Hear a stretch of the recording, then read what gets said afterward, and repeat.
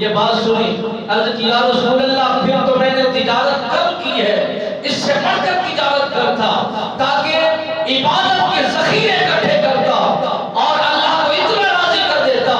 مالک بے نیاز نے اتنا اجر و ثواب جو عطا فرمائے ہیں، بڑھ چڑھ کر خیرات کرنی چاہیے، صدقات کرنے چاہیے۔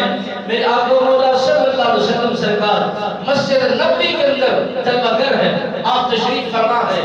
ایک صحابی رسول آیا، اس کی حالت غیر تھی، پھٹے پرانے کپڑے تھے، حالت سے بے حالت تھا، حال سے بے حال تھا، کیفیت بگڑی ہوئی تھی، حالت بکھری ہوئی تھی۔ جب وہ صحابی رسول آ کر لوگوں کے اندر بیٹھ جاتا ہے، ہر صحابی رسول نے اس کی طرف نگاہ اٹھائی، اس کی حاجت کو سمجھا، اس کی ضرورت کو سمجھا۔ میرے نبی سرکار نے سوال فرمایا، اے لوگوں، میں اس جوان کی حاجت کو سمجھتا ہوں، اس کی ضرورت کو سمجھتا ہوں، میں تمہارے سامنے سوال کرتا ہوں، میں تمہارے سامنے اس کی اپیل کرتا ہوں۔ سارے لوگوں نے مل جل کر، سارے لوگوں نے اپنی شراکت اس کار خیر کے اندر شریک کر کے چادریں کسی نے اکٹھی کی، کسی نے درہم دیے، کسی نے راشن پیش کیا، کیونکہ وہ ضرورت مند صحابی رسول تھا۔